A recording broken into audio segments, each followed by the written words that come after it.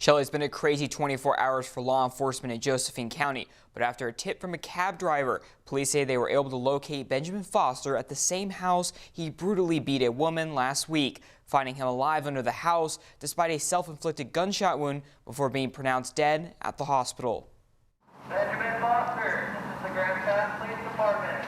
There's a warrant for your arrest. Just over a week after Benjamin Obadiah Foster was wanted for an attempted murder, he took his own life Tuesday night after a standoff with police.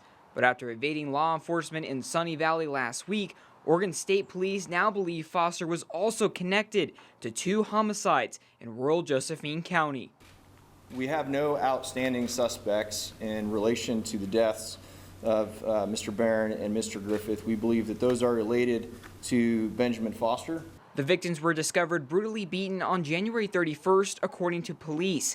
Their names are 74-year-old Richard Lee Barron Jr. and 65-year-old Donald Owen Griffith.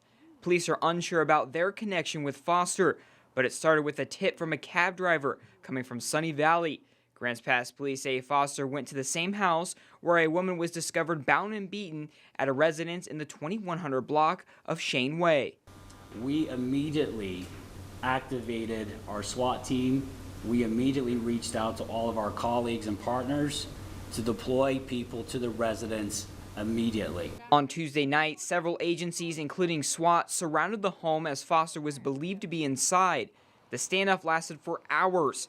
Police say they searched the entire home with no sign of Foster until they found him buried deep under the house. We knew there was a crawl space, so as we continued that methodical search of the crawl space utilizing Jackson County Sheriff's robot, we came across several indicators that he was in there, and then we confirmed it via camera.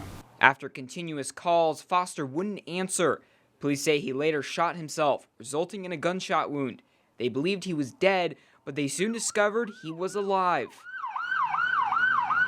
Utilizing technology, we were confident that he was deceased underneath that house. We couldn't confirm it, but we were confident when we actually were able to physically and safely approach this man who still had a weapon in his hand. We noticed he was still breathing.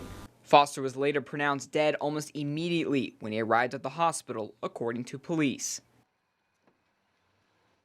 Police say they are still gathering more information on this case. They also provided an update on the victim, who they are not releasing the name of yet, but GPPD say Foster and her were previously in a domestic relationship. Currently, she's in critical but stable condition. Live in studio, Zach Larson, NBC5 News.